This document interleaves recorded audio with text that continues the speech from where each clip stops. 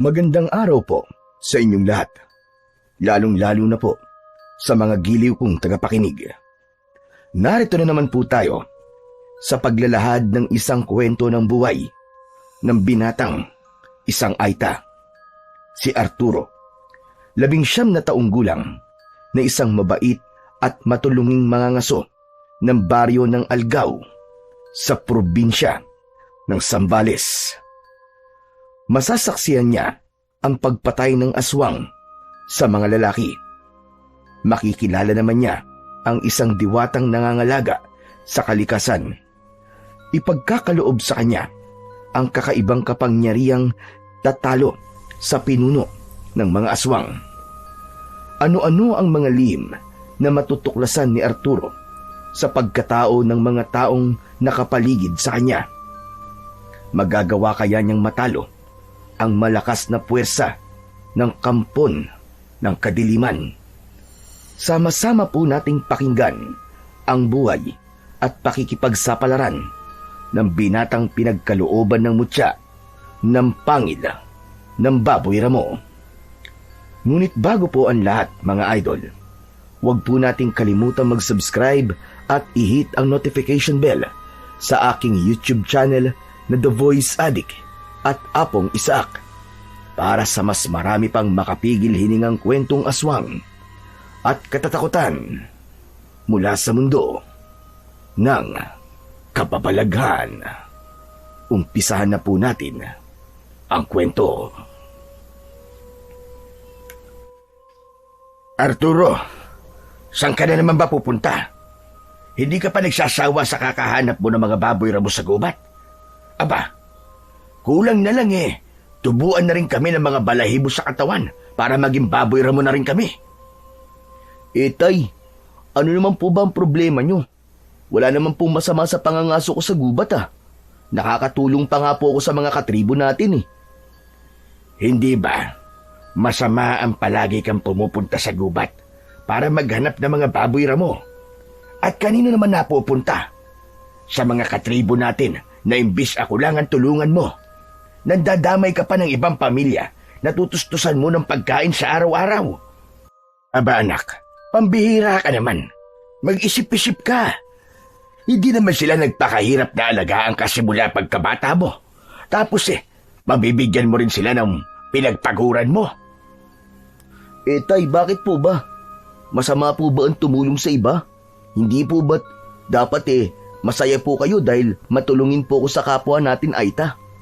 Alam naman po ninyo na mababa po ang tingin sa atin ng ibang tao, di ba? Kaya wala pong ibang magtutulungan, kundi tayo lamang po dito sa tribo. Anak, hindi ko naman sinasabing masama ang tumulong sa iba. Ang sakin lang naman wag naman yung madalas. Alam mo bang sa ginagawa mong yan, tinuturuan mo ang mga tao na maging tamad, ang umasa na lamang sa iba. Aba anak, kapag palagi kang ganyan aasa na lamang sila sa'yo. At kapag wala ka nang maitulong sa kanila, sinasabi ko sa'yo Arturo, baliwala ang pagtulong mo sa kanila kapag wala ka nang ibinigay sa kanila. Tay, alam ko naman po na nag-aalala lamang kayo sa akin. Kaya nasasabi niyo po ang mga bagay na yan. Kaya lang po tay masaya po talaga ako sa ginagawa ko Lalo na po kapag nakikita kong nakakakain sila ng mga pagkain na bihira nila matikman. Masaya. Kalokohan mo Arturo. Ang totoo, umiiwas ka lang na tumulong sa akin na magtanim ng singkamas sa bukid. Mabuti pa yung ibang tao natutulungan mo. Samantalang ako, na sarili mong ama. Aba, wala. Halos magkandabaluktot na ako sa pagtatrabaho hindi mo pa rin ako tinutulungan. Maawa ka naman sa akin anak. Kapag nagkasakit ka, walang ibang makakatulong sa'yo, kundi ako lang. Matutulungan po nila ako tay, at baka doble pa po ang balik sa atin. Hindi naman po ako humihingi ng kapalit sa kanila Ang gusto ko lang po ay ang mga aso sa gubat. Nalilibang po kasi ako Saka, tay, kung maaari po sana tama na po ang pagtatalo natin tungkol sa pangangaso ko. Ang mahalaga po ay nakakatulong po ako para sa iba. Isa pa po, Gusto ko po talagang ginagawa ko, Tay. Ito lang naman po ang nagpapasaya sa akin eh. Ay nako, ganyan ka naman palagi Arturo. Kapag pinag-uusapan na natin ang pangangaso mo sa gubat, binabaliwala mo ang pag-aalala ko. Kailan ka ba makikinig sa mga payo ko, anak? Siguro, si Pilu na naman ang kasama mo, no? Tay, wala naman pong iba na nagtsatsagang sumama sa akin eh. Kapag naranasan niyo po na makahuli po ng mga baboy ramo, nako, sinasabi ko po sa inyo. Baka sabihin niyo po aaraw-arawin na po ninyo ang pangangaso. Tay, masaya po talaga. Kahit kailan, hindi ako matutuwang mangaso, Arturo. Maawain ako sa mga hayop. Hindi ko nga alam kung saan ka kumukuha ng lakas ng loob para hindi ka makaramdam ng awa sa mga baboy ramo na nahuhuli mo. Matakot ka kapag ang natsyempuan nyo ay isang diwatang nagpapanggap lamang na baboy ramo. Tiyak, pagsisisihan nyo kung bakit kayo nangangaso. Hindi na sumagot ang may 19 na taong gulang na si Arturo sa kanyang ama na si Mang Efren. Upang hindi na humaba ang kanilang pagtatalo, araw-araw nilang pinag-aawayan ang tungkol sa pagtulong niya sa kanyang mga katribo o katutubong Aita. Sa baryo ng Algao, sa probinsya ng Zambales, ay matatagpuan ang malawak na pataniman ng mga singkamas. Yun ang pangunahing hanap buhay ng mga naninirahan sa lugar na yon. Tahimik at mayaman sa produktong galing sa kagubatan, tulad ng balat ng baboy ramo na kadalasan ay pinapatuyo at ginagawang pangsaklob sa likod laban sa init ng araw, lalo na kapag nagtatanim ng mga singkamas. Marami ang pangkat ng tribo ng mga Aita, ngunit mayaman sa paniniwalang pang-elemento at pangitain na kadalasan ay nakikita nila sa panaginip. Pangangaso ang pangalawang hanap buhay sa baryo ng Algao. Ang kanya namang ama na si Mang Efren ay kilala bilang isang mahusay at magaling na mag-alaga ng pananim na singkamas. Kaya sa tuwing nag-aani ito ng pananim ay nakakaranas sila ng konting ginhawa sa buhay. Kaya lang, ang kanilang lupang kinatitirikan ng tribo ay nanganganib ng bawiin ng totoong may-ari nito na si Don Miguel. Pati ang gubat na madalas nilang puntahan para sa pangangaso ay nanganganib na rin na ipasara. Kaya naman, nagtitipid ang mga tao at sama-samang nag-iipon ng salapi para sa pambayad nila sa lupa. Tanging ang pagtulong lamang sa pangangaso ang nagagawa ng binata para makatulong siya sa kanyang mga kasama. Katuwang niya sa pangangaso ang may 20 taong gulang na kaibigan niyang si Pilo. Mahusay ang kanyang kaibigan sa paggawa ng pana at itak. Sa muling pagpapatuloy ng mag-ama sa pag-uusap, ay dinig pa rin ang pangangatwiran ni Arturo. Bakit po, Tay? Hanggang ngayon po ba'y naniniwala pa rin po kayong merong diwata po sa kagubatan? Hindi nga po niya tayo natulungan nung sinalakay ng mga aswangang tribo natin. Si Lolo Bagani lamang po ang lumaban sa kanila at nagtaya ng buhay para sa atin. Siya rin po nag-alaga kay Pilo kahit hindi niya to kadugo. Hindi po ba't kaya naulila sa mga magulang kaibigan ko ay dahil wala naman po talagang diwata na tumulong sa atin? Ay, ewan ko sa iyo, Arturo. Paanong napunta ang usapan sa diwata? Sinasabi ko lang na baka matsyempoan nyo ang diwata. Dahil alam mo kung paano magparusa ang nilalang na nagbabantay sa kagubatan. Mabuti sana kung kilala kang mabuting tao. Paano kung parusahan ka? Kapag nakaharap mo, ang diwatang madalas na magpakita sa mga tao, kabahan ka na. Dahil sa oras na ikaw ang matsyempoan niya, pahihirapan ka niya hanggang sa matuto ka. Isa pa, huwag mong kalilimutan na may kakayahan ng diwata na magpalit ng anyo. Tay, pasensya na po pero talagang hindi po ako naniniwala na may diwata. Sa akong meron naman po bakit naman po niya ako pahihirapan tumutulong lang naman po ako sa mga nangangailangan. Dahil inuubos mo ang likas na yaman sa kagubatan. Lalo na mga hayop na malaya sanang namumuhay sa gubat. Hindi mo ba naisip na katulad lamang sila ng mga nangyari sa atin? Hindi ba't sinalakay tayo ng mga kawatan na nagnakaw sa mga kagamitan nating antigo noon? Kasunod ng pagsalakay ng mga aswang, pinatay ang pamilya natin sa pamamagitan ng pana. Kahit saan tayo magtago nun, hinahabol nila tayo na parang mangangaso sila ng hayop. O ano? Anong pinagkaiba ng mga baboy ramo na pinapatay mo sa buhay natin nun? Sige nga. Tay, wag na po ninyong ibalik ang nakaraan. Tapos na po yun eh. Ipinapaalala lamang po ninyo kung gaano tayo kaduwag noon. Tila natigilan si Mang Efren sa sinabi ng kanyang anak, habang si Arturo naman ay naghahanda pa rin ng kanyang mga dadaling sandata papunta sa gubat. Hindi siya maaaring tumigil. Marami ang umaasa sa kanya. Dala ng sama ng loob ay iniwan siya ng kanyang ama sa sala at pumasok ito sa loob ng kwarto. Isang malalim na buntong hininga ang pinakawalan ni Arturo bago siya lumabas ng bahay. Natanaw niya ang kaibigang si Pilo na kanina pang naghihintay sa kanya. Lumapit siya rito sa labas ng kanilang bakuran. Dala nito ang itak at isang lumang gasera. Tol, parang narinig kong nagtatalo na naman kayo ni Mang Efren ah. Huwag na kaya tayong tumuloy.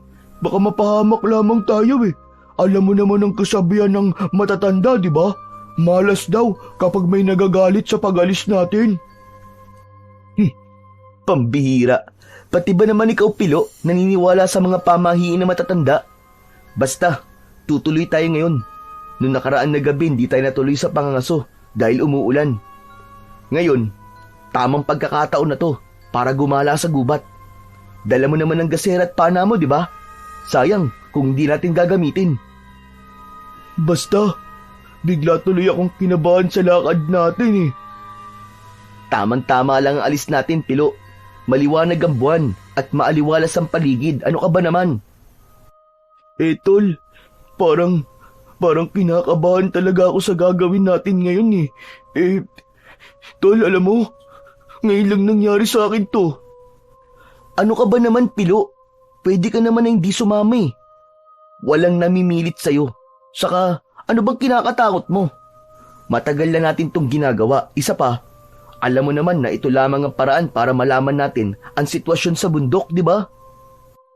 Napatango na lamang si Pilo bilang pagsang-ayon nito sa kanyang kaibigan. Ngunit hindi alam ng marami sa kanila na ang pangangaso ni Arturo ay dahilan na lamang ng pagpunta nila sa kagubatan. Dahil ang totoo, naghahanap talaga si Arturo ng katarungan sa mga nangyari sa kanilang pamilya. Aalamin nila kung bakit ipinagbabawal para sa kanila ang pagpunta sa gubat. Kaya naman, gabi-gabing umaalis sina Arturo at Pilo para sa kanilang mga plano sa mga taong naging dahilan ng kamatayan ng kanilang mga mahal sa buhay. Balak nilang hanapin ang kuta ng mga aswang dahil naniniwala silang may itinatago si Don Miguel sa gubat, kaya pinagbabawalan sila na pumunta roon. Nagsimula na maglakad ang magkaibigan papunta sa kagubatan. Umaasa sila sa liwanag ng buwan, saka lamang nila gagamitin ang gasera kapag sila ay pauwi na.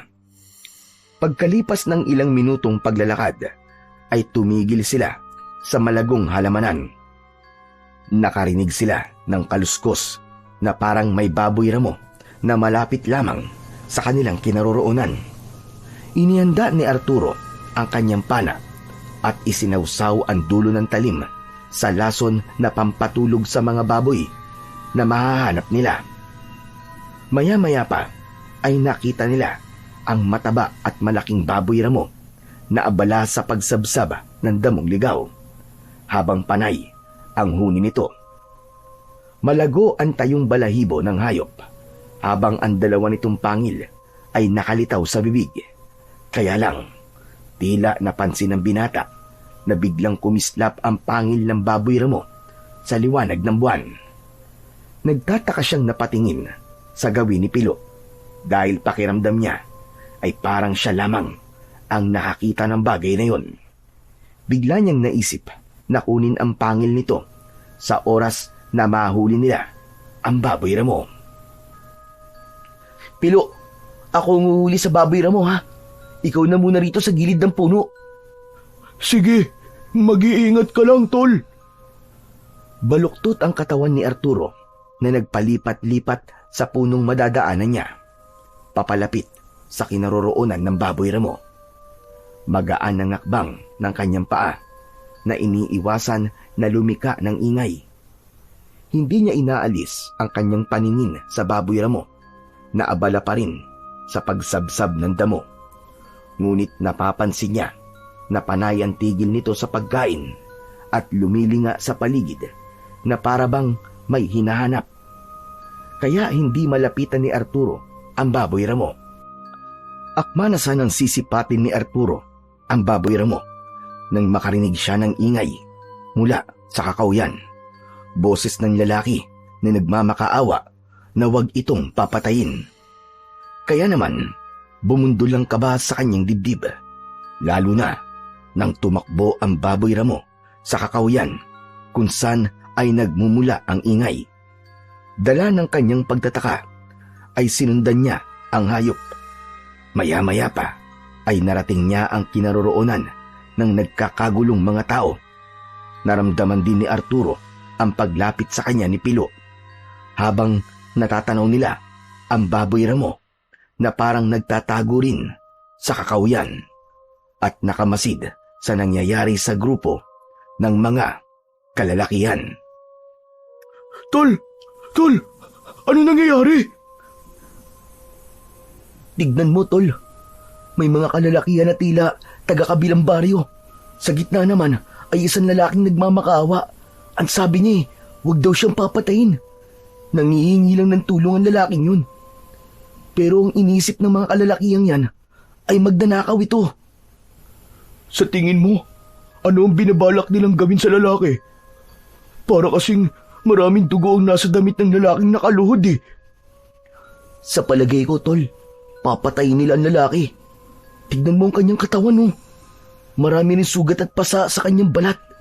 Halatang binugbog muna ang lalaki bago dinala rito. Teka, sandali lang, tol. Huwag mo't sabihin. Tutulungan mo ang lalaking yun. Huwag na tayo makialam. Baka madamay pa tayo dyan, tol. Pero Pilo, hindi ko kaya manood na lamang dito at hintayin ng mga taong yan na patayin ng lalaki. Kilala mo ko, Pilo. Kapag nasa tama, ang taong inaargabyado ay tinutulungan ko. Pero tol, pag-isipan mo muna na mabuti to. Baka naman nagkamali talaga yung lalaki na yan. Kapag humihingi ng awa ang isang tao, nangangahulugan na napilitan lamang siyang magkamali. Kahit mali siya, hindi ibig sabihin nun na buhay na niya ang kapalit. Diyos lamang ang may karapatang bumawi sa buhay ng tao. Pasensya na, Pilo, ngunit sa pagkakataong to, makikialam na talaga ako. Pero kapag baboy ramo ang sasaktan mo, hindi ko naririnig ang mga salitang yan sa iyo, Arturo. Dahil iba ang tao, iba naman ang hayop. Saka, alam mo naman na hindi talaga pangangason sadya natin sa gubat, di ba? Kundi ang pagganap ng hustisya sa pamilyang pinatay ng mga aswang. Mahanap ko lang ang lalaking may tattoo sa kamay. Mahahanap ko na rin kung sino ang mga nag-utos sa kanya para patayin ang pamilya natin. Hindi ako titigil hanggat hindi nila pinagbabayaran ng pagpatay nila sa mga magulang mo at sa nanay ko. Natigil sa pagsasalita si Arturo nang biglang sinuntok ng lalaking may hawak na itak ang lalaking sugatan at nakaluhod sa lupa. Bumagsak ito sa gitna ng mga kalalakihan. Binugbog ng 6 na lalaki ang lalaking sugatan hanggang sa mamilipit ito sa labis na sakit. Akma na sanang iaangat ni Arturo ang kanyang pana nang biglang napansin niya ang paghaba ng pangil ng lalaking sugatan. Kitang-kita ni Pilo na biglang pumula ang mga mata ng lalaki. Hindi yun napapansin ng mga kalalakihan na abala sa pagsipa sa katawan ng lalaki. Kaya naman, sa muling pagsuntok ng mga lalaki sa nakahigang sugatang lalaki, ay nasalo nito ang paa ng mayabang na lalaki kanina. Isang kagat ang tumama sa binti ng lalaki. Nabaklas nito ang balat ng kalaban at napaupo sa lupa habang walang tigil sa pagsigaw dahil sa sakit. Habang ang 5 lalaki naman ay muling umatake sa nakaupong lalaki. Lumaban ang lalaking sugatan at sa isang iglap, nakagat nito isa-isa ang mga kalaban sa binti. Hindi pa ito nasiyahan at pinagsasasakmal nito ng kagat ang leeg ng mga nambugbog na kalalakihan. Anak ng putya, oo. Aswang na paglaruan nila. Diyos ko, delikado sila ngayon. Ano ang gagawin ko, Pilo? Tol, wala tayong ibang gagawin kundi ang tumakas at lumayo na sa lugar na to. Baka madamay pa tayo dito. Nakita mo namang mali ang mga lalaking yun, di ba? Ipinagtanggol lamang ng aswang ang kanyang buhay. Kaya nararapat lamang sa kanila yan. Nakakuha sila ng katapat. Pero papatayin niya ang mga lalaking yun. Hindi ko siya dapat hayaan. Kailangan mapigilan siya. Hindi nga nagkamali si Arturo. Nakita nilang winakwak ng aswang ang tiyan ng mga lalaking namimilipit sa sakit dahil sa tama ng kagat sa katawan. Galit na galit ang aswang na kinuha ang laman loob ng mga lalaki at ikinalat lamang yon sa lupa. Ang hindi niya inaasahan ay ang pagsugod ng baboy ramo sa aswang. Kitang-kita nilang naglalaban ang 2 nilalang. Yun din ang kauna-unahang pagkakataon na nakakita sila ng tunay na labanan. Natalo ang baboy ramo. Bumagsak ito sa lupa. Akma na sanang sasaksakin ng aswang ang tiyan ng baboy ramo gamit ang mahahaba nitong kuko. Agad na nagpakita si Arturo para pigilan ang aswang. Nakatutok ang kanyang pana sa muka ng nilalang habang hindi ito umaalis sa ibabaw ng baboy ramo. Nakangisi itong umaangil na parang isang mabagsik na halimaw. Hoy! Ikaw na halimaw ka! Sapat na ang ginawa mong pagpatay sa mga lalaking nang bugbog sa'yo. Pero pati ba naman ang baboy ramo na yan ay papatulan mo? Dahan-dahan na tumayo ang aswang. Nakalitaw ang malalagari nitong mga ngipin habang tumutulo ang malapot nitong laway na may kasama pandugo. Ang mga mata nito ay mapupula na tila nagbabagambol ang apoy. Ang kuko ng aswang ay mas lalo nitong ibinuka habang nakadipa ang mga braso, handang umatake sa kanyang kinaroroonan. Hindi yata alam ng aswang na asintado siya sa paggamit ng pana at ang kanyang palaso ay sigurado niyang tatama sa noo ng aswang. Ang nilalang na may ulo ng asong gubat at kalahating katawan ng tao ay sapat na para malaman niyang ito ang aswang na minsan nang sumugod sa kanilang lugar. Ngunit ang mas nagpainit sa kanyang galit ay nang makita niya ang tato ng aswang sa braso. Maaaring alagad ito ng mga nilalang na pumatay sa pamilya nila. Ito ang aswang na lobo dahil sa kanilang anyo na malaasong gubat. Umangil ito ng malakas, ngunit kinagat na ito ng baboy ramo sa binti bago pa man ito makahakbang. Kaya naman, nabaling ang atensyon ng aswang sa hayop na nakahiga sa lupa. Kinagat nito sa leeg ang baboy ramo, kaya lang hindi tumalab ang pangil nito sa makapal na balat ng hayop. Hindi na nag-aksaya ng oras si Arturo. Binitiwan niya ang palaso at diretso ang pagtama sana nito sa noo ng kalaban. Kaya lang, nasalo nito ang palaso at yun mismo ang ginamit ng aswang para isaksak naman sa katawan ng baboy ramo. Nanlalaki ang kanyang mga mata dahil alam niyang may lason ang kanyang pana. Naku po, hindi maaari. Hoy aswang! Layuan mo ang baboy ramo! Dala ng gulat ni Arturo, kitang-kita niya ang ilang beses na pagsaksak ng aswang sa katawan ng baboy ramo. Kaya naman, sumugod siya rito dala ang itak na ibinigay sa kanya ni Lolo Bagani. Inatake niya ito ng taga at galit na galit siyang pinagmumumura ang aswang. Sinulyapan niya ang nakahandusay na baboy ramo habang nakahiga ito sa lupa. Naliligo ito sa sarili nitong dugo. Ginagawa niya rin yun. Kaya lang, iba ang nararamdaman niyang awa sa baboy ramo ng mga sandaling yun. Nakita niyang lumapit ang kaibigan niyang si Pilo sa kinaroroonan ng baboy ramo. Walang tigil sa paghuni ang hayop dahil sa labis na sakit. Habang si Arturo naman ay sumugod sa kinaroroonan ng aswang. Bawat pagpalo niya ng itak dito ay hindi siya tumatama. Naiiwasan nito ang bawat pag-atake niya. Kaya naman, nang makahanap ng pagkakataon ng aswang, ay gumanti ito sa kanya gamit ang matutulis nitong mga kuko. Naramdaman niyang tinamaan siya ng kalmot nito sa kanyang likod. Masakit at walang kapantay na kirot, lalo na nang bumaon ng mahaba nitong pangil sa kanyang balikat. Napasigaw si Arturo sa sobrang sakit. Saka lamang niya naalala ang pinagtalunan nilang mag-ama kanina. Ito ang sinasabi sa kanya ni Mang Efren. Ang makaengkwentro niya ang aswang na papatay sa kanya. Narinig niya ang malakas na boses ng kaibigang si Pilo. Bakas ang pag-aalala sa mukha nito. Tol! Tol, lumaban ka! Huwag kang papatalo sa kanya, Tol! Inuha ng kaibigan niyang si Pilo ang pana nito at habang kagat sa balikat si Arturo ay inasinta naman ito ng palaso ang ulo ng kalaban. Hindi yun tumama dahil kakaiba ang husay ng aswang sa pakikipaglaban at pag-ilag.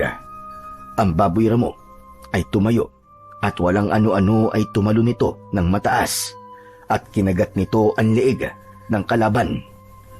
Bumagsak ang mga ito sa lupa kasama si Arturo na habol ang hininga dahil sa sakit ng sugat sa balikat.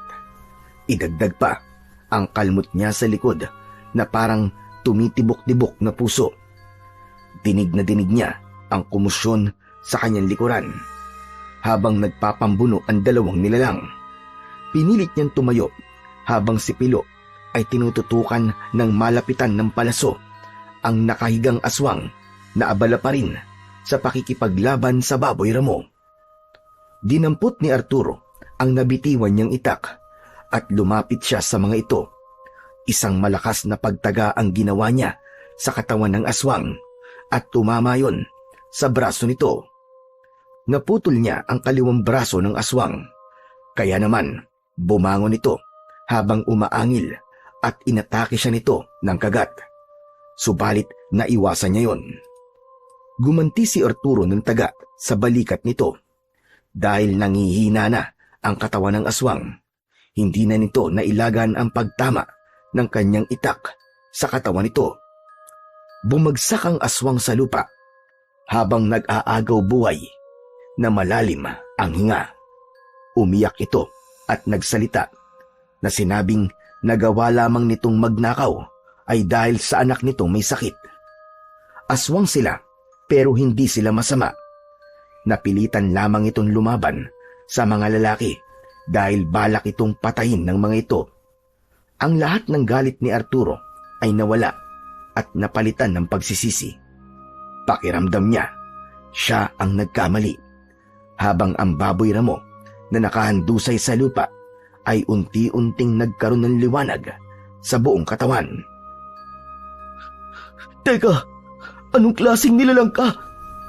Bakit nagliliwanag ang buong mong katawan? Sino ka? Tol, Diyos ko po, isa siyang diwata. Isang diwata ang baboy ramo na yan, nakatitiyak ako. Hindi na halos humihinga si Arturo habang nakatitig sa nakalutang na nilalang. Lumapit ito sa tabi ng aswang at hinaplos ang muka. Saka lamang napansin ni Arturo ang itsura ng aswang. Tila nalulungkot din ng diwata sa pagkamatay ng aswang na lobo. Nanghihinang napaupo sa lupa si Arturo nang malagutan ng hininga ang aswang. Dilat ang mga mata nitong nakahawak ang isang kamay sa dibdib, habang ang mga mapupulang mata ay inagusan ng luha. Parang pinipiga ang dibdib ni Arturo ng mga sandaling yun sa labis na pagsisisi, habang ang kanyang paningin ay muling nabaling sa nilalang na bumaba sa lupa. Mula sa pagiging hayop ay naging isang magandang babae ito. Maraming bulaklak sa ulo na nakadagdag sa napakaamo nitong muka. Ngunit kapansin-pansin ang singkit na mga mata at mataas nitong tenga. Mahaba ang alun-alun na buhok, sapat na para malaman na isa talaga itong diwata. Mahal na diwata, patawarin niyo po ako. Nagkamali ako. Hindi ko po sinasadya maniwala kayo sa akin. Wala ka namang kasalanan, Arturo. Ginawa mo lang ang sa tingin mo ay tama. Kahit na aswang siya, mali pa rin ang pumatay ng tao. May pagkakataon na siyang tumakas kanina. Pero ang ginawa niya, pinatay niya ang mga lalaking nagparusa sa kanya. Pero kayo, nasugatan ko po kayo kanina.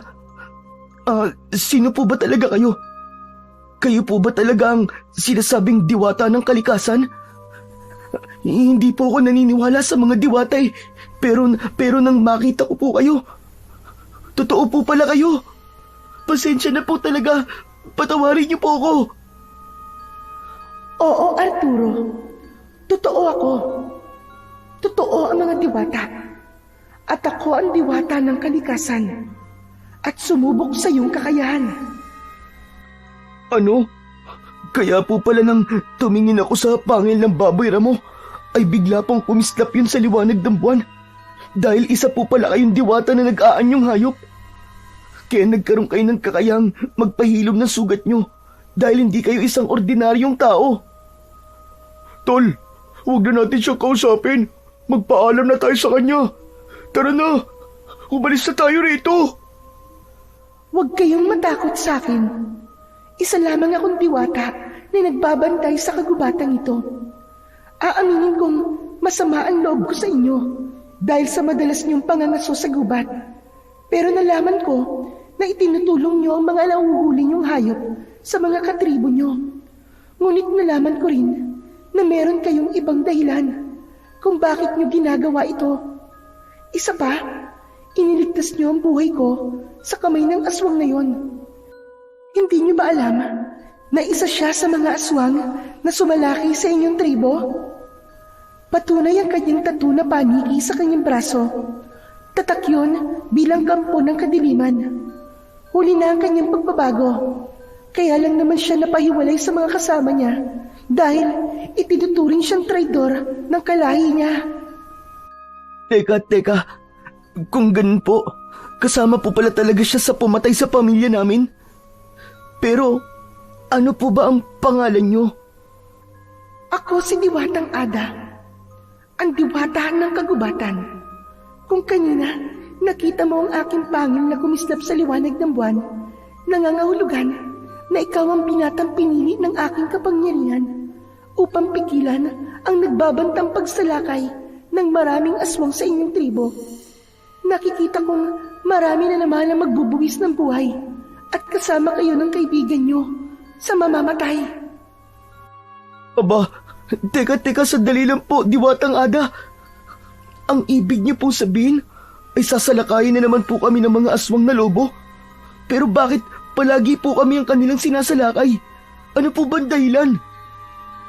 Dahil sa nakatagong kuweba sa lupain nyo, andun ang lumang altar ng mga aswang kung saan nakatago ang luma nilang libro na pinaglalagyan ng kanilang propesiya. Hindi ko alam kung nasaan ang lagaw sa nito, ngunit sigurado akong hindi pa yun natatagpuan ng kahit na sino. At kung may nakatagpo man sa lagusan ng kuweba, ay natitiyak kong itinago niya yun sa lahat sa kanyang sariling dahilan. Ikaw, Arturo, ang napili kong mangangalaga sa aking kapangyarihan. Pero wala po akong sapat na kakayahan para sa kapangyarihan niyo, Diwatang Ada. Nagkakamali ka, Arturo. Meron ka ng taglay na kakayahan kahit wala ka pang kapangyarihan. Kung nakikita mo nga ang kakaiba kong pangil, ikaw ang binatang hinirang para sa kapangyarihan. Ngunit kailangan mo munang dumaan sa isang pagsubok. Ano? Pagsubok pong ano, mahal na Diwata? Kailangan matalo mo ko sa isang duelo. Maggaan niyo kung baboy mo. Kailangan ikaw mismo makakuha sa kumikislap kong pangil. Dahil ang ibig sabihin ng nun ay pinagkalooban kita ng mutya ng pangil ng baboy mo. Teka, paano naman po ako? Kasama po ba ako sa pagsubok na ibibigay niyo po, mahal na Diwatang Ada? Hindi ka kasama, Pilo. Sapat nang maging alalay ka ni Arturo sa paggawa ng kabutihan. Protektahan mo ang kaibigan mo na walang makakaalam sa kanyang magiging misyon. Tandaan niyo, mahusay, mabilis at tuso ang kalaban. Ang aswang na nakalaban niyo ay alagad pa lang, ngunit nahirapan na kagad kayo. Paano pa kung ang mismong pinuno na ang makalaban ninyo? Matagal na hindi nakasagot si Pilo sa sinabi ng mahal na Diwata, habang si Arturo naman ay nahulog sa malalim na pag-iisip. Sa muling pagkawala ng liwanag na bumabalot sa katawan ng Diwata, ay lumitaw naman ang matikas at matabang baboy ramo. Nawala ang mga sugat sa katawan nito. Nakatayo lang ito sa kanilang harapan habang nakatitig sa nakatayo rin na si Arturo. Mabilis na lumundag ang kalaban papunta sa kinaroroonan ni Arturo. Dahil mahina ang kanyang katawan sa sugat na natamo, hindi niya naiwasan ang pagtama ng ulo nito sa kanyang tiyan. Bumagsak siya sa lupa kasama ang baboy ramo. Tinungtungan siya ng paa nito na agad naman niyang naiwasan. Ngumisi ang baboy ramo at lumitaw ang kumikislap nitong mga pangil. Akma na sanang kukunin niya yon nang muli siyang binangga ng ulo nito sa kanyang tiyan. Kaya't pasadsad siyang bumalandra sa puno. Naramdaman niya ang sakit sa kanyang sugat sa balikat. Hindi ka maaaring magpatalo sa sakit na nararamdaman sa katawan mo. Isipin mo kung paano mo makukuha ang mga pangil ko at kung paano mo ako matatalo. Dahil sa oras na matalo kita, buhay mo ang nakataya. Ang bihira namang pagsubok yan, Diwatang Ada. Wala naman po sa usapan natin ang maglaban Dahil hindi pa yan nangaabutin mo kung sakaling makaharap mo na ang pinuno ng mga aswang, Arturo. Kaya't tumayo ka.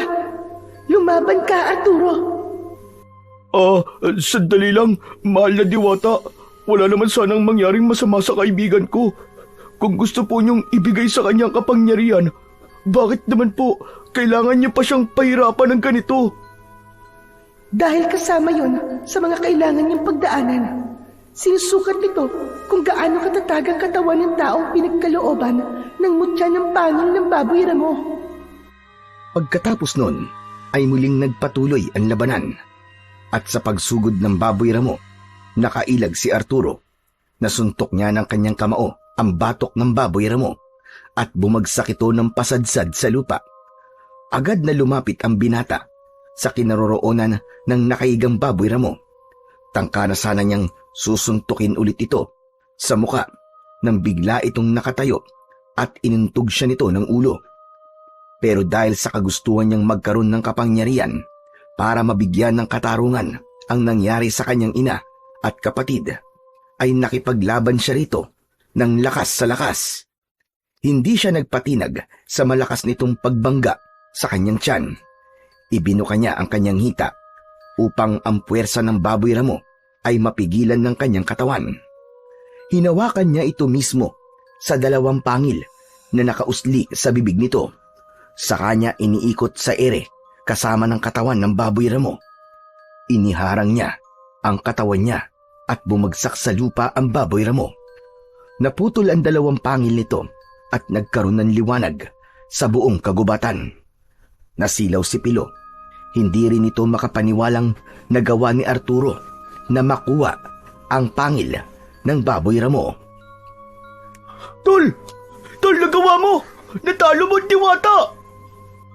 Biglang bumalot ang liwanag sa katawan ng baboy ramo at katulad ng inaasahan, bumalik ito sa pagiging diwata, ngunit nawawala ang dalawang ngipin. Nakangiti itong binati si Arturo sa tagumpay nito sa laban sa baboy ramo. Nakita mo na ang kakayahan mo, Arturo. Meron ka talagang taglay na kakayahan kahit wala ka pang kapangyarihan. Dahil ikaw nga ang binatang nakatakda na lalaban sa kampo ng kadiliman. Hanapin ninyo ang kinaroroonan ng kuweba dahil malaki ang may tutulong ng aklat sa nakatalang propesiya laban sa pinuno ng mga aswang na lobo. Mag-iingat kayo. Biglang naglaw ang diwata sa kanilang harapan at ang dalawang pangil ng baboy ramo ay biglang naglaho rin sa dalawang palad ni Arturo. Napalapit sa kanyang kinatatayuan si Pilo. Nanlaki ang mga mata nitong hinawakan ng kanyang kamay. Hinahanap nito ang naglaw na pangil sa kanyang palad. Anak ng... Pambihira naman, Tol! Naglaong bigla ang dalawang pangil! Grabe naman ang kababalagang nangyari sa atin ngayon. Tol, baka kailangan na nating umuwi sa bahay. Natatakot na ako. Baka hindi lang diwata ang makita natin sa gubat na to eh. Pinagmasdan muna ni Arturo ang mga nakahandusay na katawan ng mga lalaking pinatay ng aswang na lobo. Hindi nila alam kung paano niya ipapaalam sa kanilang kapitan ang nangyari sa katawan ng mga lalaki. Ngunit alam din naman ng kanilang punong barangay na sadyang may mga nilalang sa dilim na patuloy na namiminsala sa mga tao. Mabigat ang kanyang paa na naglakad pa uwi sa kanilang bahay. Iniwan nila ang mga namatay na biktima at dumiretso sa bahay nila kasama ang kaibigang si Pilo. Hindi muna sila pumasok sa loob ng kanilang bahay. Sa halip ay nag-usap muna sila ni Pilo sa puno ng mangga na merong upuan na gawa sa kahoy. Nakatanaw sila sa kakawyan at ramdam na ramdam ni Arturo ang pananakit ng kanyang sugat sa balikat at sa likod. Tol, ano kaya kung gamutin ko muna ang mga sugat mo sa likod at balikat? Ano sa tingin mo? Salamat. Mabuti pa nga at gamutin mo na ang sugat ko. Kanina ko pang tinitiis ang sakit eh. Alam mo hanggang ngayon, hindi pa rin ako makapaniwalang mangyayari sa akin yun eh. Ang daming nangyari, grabe. Hindi mawala sa isip ko ang aswang na napatay ko kanina. Paano kung may anak nga siyang naghihintay sa kanya? Parang ako pa ang naging dahilan kung bakit nawala ng ama yung bata. Bakit ba nakukonsensya ka, Tol? Naisip mo ba kung ilang buhay ang kinuha ng aswang na yon bago mo siya napatay? Kulang pa ang buhay niya sa mga buhay na nawala sa atin. Kung nalaman ko kagad na siyang sumalakay sa baryo natin, baka ako pa mismo ang pumatay sa kanya. Ang dapat mong isipin ngayon ay kung paano mong magagawa ang misyon. Hindi biro ang mga aswang na makakalaban natin. Alam ko naman yun, pare. Kaya lang, hindi ko pa rin maiwasan ang hindi mag-alala. Saka nakita mo ba kung gaano kalakas ang diwatang si Ada? Kung paano niyang natalo ang lason sa pana at kung paano niya napagaling ang kanyang sarili.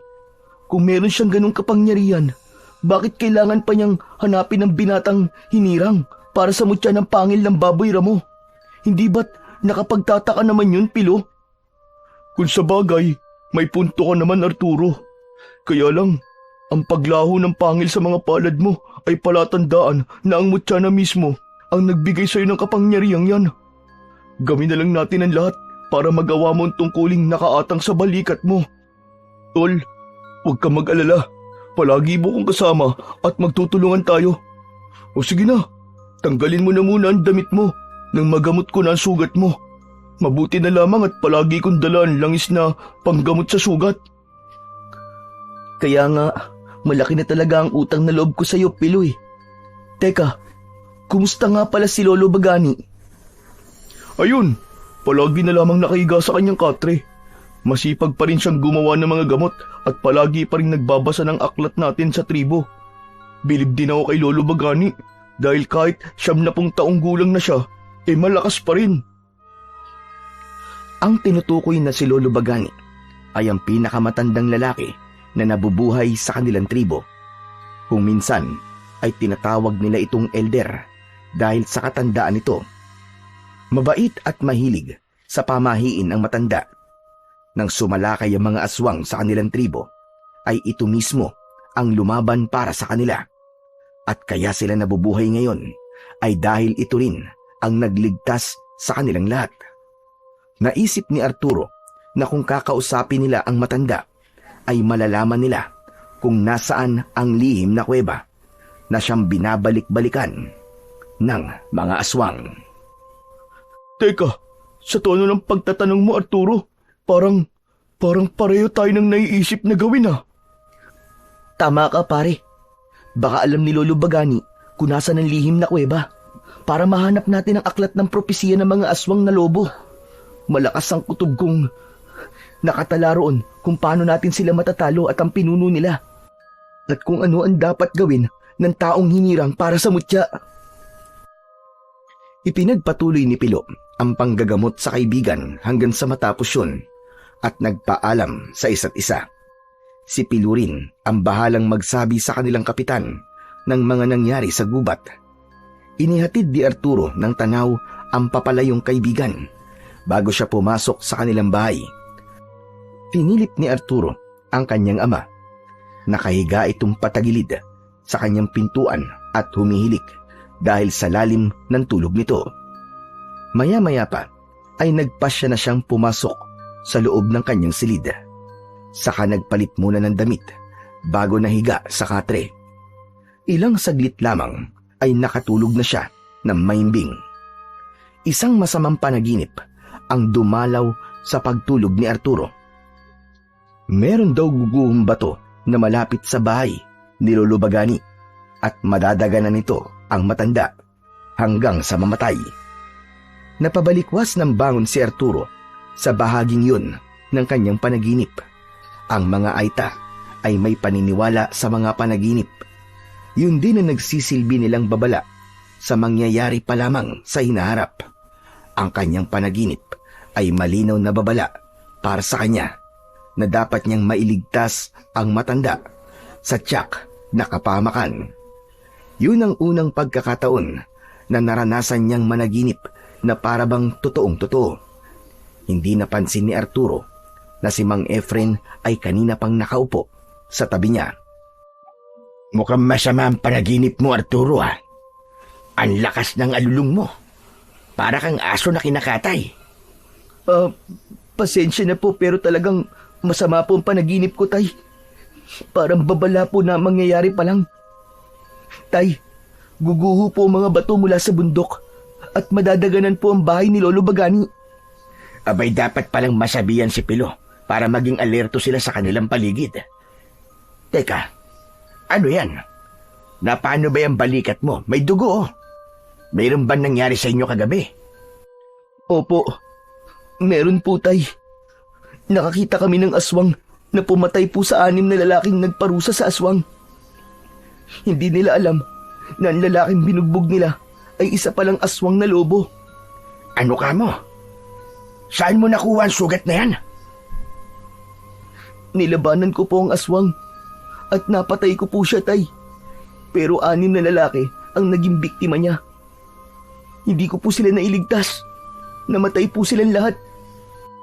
Ba't tinamaan ka ng lintik na lalaki ka? Paano kung ikaw naman ang napatay ng aswang na yun? Kaya nga sinabihan na kita na huwag ka nang lumalabas pa ng gabi. Pambihira ka naman, oo. Mabuti na lang at yan lamang ang tinamo mo. Kumusta naman si Pilo? Nasugatan din ba siya? Hindi po siya nasugatan, Tay. Mabuti na lang po talaga at natalo ko po ang aswang. Talagang mabuti at buhay ka pa hanggang ngayon. Teka, nasabi niyo na ba kay Kapitan ang mga nangyari sa inyo kagabi? Opo, Tay. Si Pilo na raw po ang bahalang magsabi kay Kapitan. Siya nga po pala, Tay. Pupunta po muna ako sa bahay ni Lolo Bagani, Mahalaga pong malaman niyan tungkol sa panaginip ko eh. O sige, ikaw ang bahala. Bilisan mo lang at sumunod ka sa taniman ng singkamas. Tulungan mo akong mag-ani ng singkamas at nang maibenta natin sa palengke. Tumayo ang kanyang ama mula sa pagkakaupo nito sa gilid ng kanyang katre. Bago ito tuluyang lumabas ng kanyang silid at naghanda ng mga dadalin papunta sa taniman nila ng singkamas. Kahit masakit pa rin ang sugat ni Arturo, ay naghanda siya ng mga dadalin na gamit papunta sa bahay ng kaibigan. Madalas siyang pumupunta sa bahay ni Lolo Bagani, pero kahit kailan ay hindi pa siya nakikipag-usap sa matanda. Kakaibang manalita ang lolo ni Pilo. Palaging may tono na parang sa lumang aklat. Malalim at makahulugan, kaya hindi niya iniintindi ang sinasabi nito. Naunang umalis si Mang Efren, bago naman sumunod si Arturo. Maya-maya pa, ay naramdaman ni Arturo ang kanyang sarili na parang magaan ang kanyang katawan. Dala niya ang itak at pana na madalas naman niyang hawak kapag umaalis siya. Masukal ang gubat at tanging huni lamang ng mga ibon ang naririnig niya. Bigla rin ang pagkulimlim ng langit na parabang nagbabanta ang pagbagsak ng ulan. Kaya naman, mas lalong binilisan ni Arturo ang kanyang paglalakad. Pambihira naman panahon to, Ngayon pa talaga uulan. Hindi nagtagal ay nagsimula na ngang pumatak ang ulan. Kaya mabilis na tumakbo si Arturo para makarating sa tirahan ni Lolo Bagani. Ngunit pagdating niya roon ay saktong nagkakagulo ang mga tao sa paglikas sa kanilang mga bahay. Nakita niyang nagbabagsakan ang mga bato mula sa itaas ng bundok dahil sa ulan na nagpalambot sa lupa. Katulad yon sa kanyang panaginip. Kaya naman, mabilis siyang pumwesto sa gilid ng dalawang bahay na nakita niya sa panaginip na unang mababagsakan ng malaking bato. Halos kasing laki ng bahay kubo ang mga batong bumabagsak. Hindi nga siya nagkamali. Buong lakas niyang pinigilan ang mga bato na tatama sana sa bahay ni Lolo Bagani. Hindi niya napapansin ang kakaibang lakas ng kanyang katawan na parabang nagbubuhat lamang siya ng papel. Hindi niya namamalayan na pinapanood na siya ng mga tao kung paano niyang baliwalang itinatapon sa malayo ang mga naglalaki ang mga bato. Parang hindi siya napapagod. Natulala ang matanda at panay ang pagsigaw, pero hindi niya nakita ang pagbakas ng pagtataka sa mga mata nito. Para bang alam na ni Lolo Bagani na mangyayari yun. Ang binatag hinirang. Dumating na siya. Lolo, ano po ba sinasabi niyo? Hindi niyo po ba nakikilala si Arturo? Kilala ko siya, Pilo. Isa siyang binata na duwag doon. Ngunit ngayon, ibang tao na siya. Dahil natanggap na niya ang biyayang ipinagkaloob ng mahiwagang diwata. Dininig ng Diyos ang lahat ng panalangin ko. Napadalan tayo ng isang lalaking mandirigma. Natatapos sa muling pagsalakay ng mga aswang sa tribo natin. Siya ang hinirang. Narinig lahat ni Arturo ang sinabi ni Lolo Bagani at kinilabutan siya sa mga sinabi nito. Tila alam din ng matanda ang tungkol sa diwatang nakausap nila ni Pilo. Ang totoo, kaya siya nandito at nagliligtas ng tao ay dahil magsisimula na ang kanyang mga pangitain sa pamamagitan ng panaginip. Kaya makapaghahanda na siya bago pa man sumalakay ang mga aswang. Matinding pagsubok ang kakaharapin ng kaibigan mo, Pilo, sapagkat ang pinuno ng aswang na lobo ay lubhang mas malakas sa kanya ng 3 beses. Yun ang dahilan kung bakit mas pinili ni Diwatang Ada na maghanap ng binatang kayang tumapat sa lakas ng pinuno ng aswang. Kung ganun, ay kilala niyo rin po pala si Diwatang Ada, Lolo. Sino naman ang hindi makakakilala sa isang diwatang nagsakripisyo ng kapangyarihan para mailigtas tayong lahat at hindi tuluyang mapaslang ng mga aswang na umatake sa atin noon. Ang dahilan kaya tayo nabubuhay ay dahil minsan na tayong iniligtas ng diwata. Pero kayo po nagligtas sa amin, di ba, Lolo Bagani? Ako lang ang nakakaalam ng lahat, Pilo. Habang abala pa rin si Arturo sa pagsalo sa mga bato, ay abala rin ang maglolo sa pag-uusap na naririnig naman ng binata kahit malayo siya sa mga ito. Yun ang isa sa mga kakayahang nararamdaman niya pagkatapos na mapunta sa kanya ang mutya ng pangil ng Baboy Ramo. Nagsipag-iyakan ng mga tao nang makitang nailigtas ni Arturo ang mga katribo laban sa mga batong gumugulong. Lahat ay nagulat sa ipinakitang lakas ni Arturo. Marami ang humanga sa binata at bilang pasasalamat sa kabutihang ipinakita niya, ibinigay sa kanya ang kakaibang pana na pumatay sa pinakamalupit noon na pinuno ng aswang. Yun ang pinakamahalagang pag-aari ng kanyang mga kasama sa larangan ng kagamitang pandigma. Marami pong salamat sa panang ito, Lolo Bagani.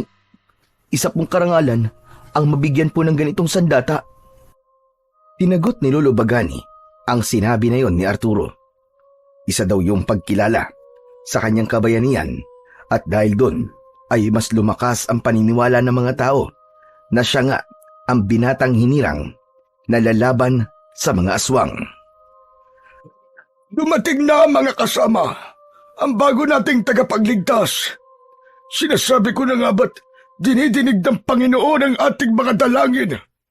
Hindi na tayo mag-aalala sa muling pagsalakay ng mga aswang sa tribo natin. Teka, sandali lang po, Lolo Bagani. Paano niyo po nalaman na ako po ang binatang hinirang?